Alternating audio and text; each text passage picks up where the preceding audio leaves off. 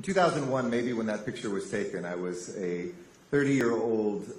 council member, newly elected in the city of Los Angeles, the second largest city in America.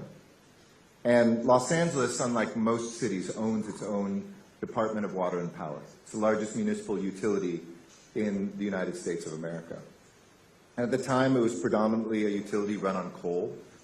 We owned power plants and interest in power plants around the western United States and built thousands of kilometers of power lines to connect from those remote places to Los Angeles to feed what had been a dusty outpost, a city that's older than Washington, D.C., but for many years a small, dusty pueblo on the west coast of the United States, as in the 20th century it suddenly accelerated its growth, and it needed both water, and we won't talk about water here today, although that involves a lot of power in LA, and power in order to become that place that is now the manufacturing capital of America, aerospace capital, trade capital, obviously the creative capital, maybe not just of America, but of the world with Hollywood, and so much more prosperity.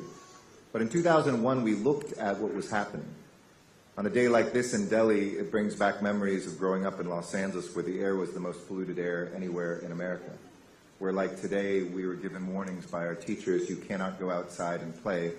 just as my daughter was given by her teachers today as I dropped her off at school. The cancer cluster that was on my street, both parents, my sister have all thankfully survived cancer, but 8 times between the two of them, and people who lived on our street right at the intersection of 2 main highways, who breathed that lead-filled toxic air. So when we talk about that moment where we find ourselves, not just of a world that is addressing climate change, but also of the daily health impacts of those vulnerable communities or just of urban centers that India faces, that the world faces today, it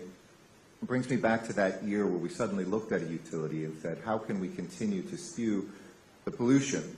that is choking our air? And also, at that point, we saw the evidence, because it had been a good 10 years of empirical evidence that it was also heating the world and changing our planet.